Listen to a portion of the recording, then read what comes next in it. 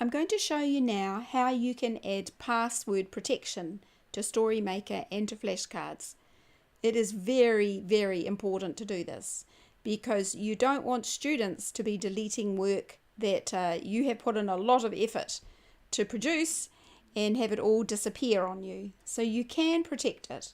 So this is how you do it. Go into the settings button and then up to main. And then if you scroll down, you can see security here. So password required to delete. That's a very good idea. So we're going to say yes. And I'm just going to put in a very simple password. Okay. Hit the tick button. And now nothing will be able to be deleted until that password is put in.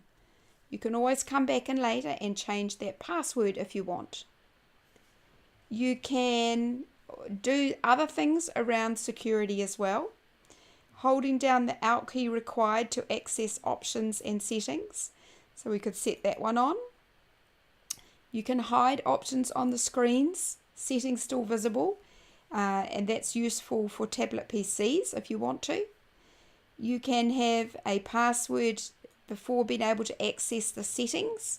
So I'm going to say yes, because you could set it up for a student and have them come along and change it all on you. And then automatically you can log in to the last student when starting if you want to do that. So we've put in our password, so let's hit the tick button.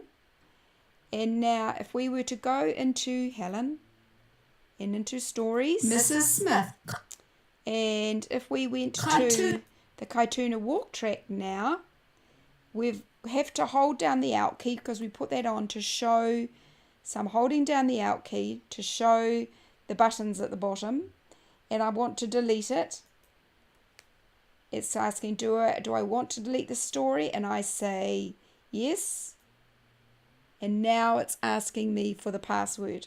If I was to put the password in, it would delete that story. But I don't want to do that. But you would just put your password in and then hit the tick button. So because it was an incorrect password, the book will not be deleted. So I'll go out of that. It's quite simple, and you have protected your work from students accidentally deleting it.